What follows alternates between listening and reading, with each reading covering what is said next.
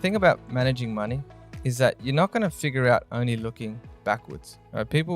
There's a lot of apps that track your expenses. You can auto categorize it.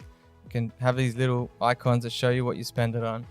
But not until you have an understanding of how much money do you actually need between now and next payday, can you actually get ahead? And that's where people get unstuck. Those apps don't show you that.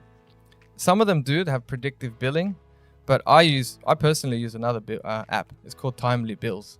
There's a few out there. Oh, cool. Yeah, there's been like Pocketbook and Money Brilliant. A lot of them get bought out by banks, but the one I've been using is Timely Bills.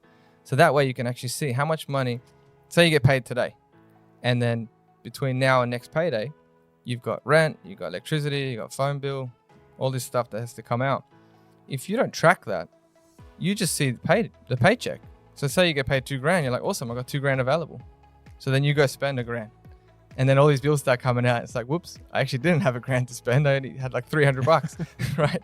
So that's what the apps, the banking platforms are lacking. So that's why we have to be proactive to see.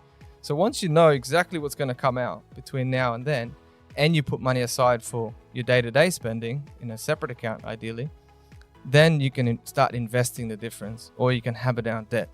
Because this is what happens with people. They get a bill and they're like, oh, I'm going to pay a bill. But why are they feeling negative? They got a service for that, right? They just had internet for a month, or they just had electricity for a month or 3 months. So why should they feel negative? It's because it's sent to them by email and they didn't know it was coming. But if you know that is due and you have to pay it, and you have a little tick box, it's like a little dopamine hit. So you end up getting a positive feeling to pay a bill.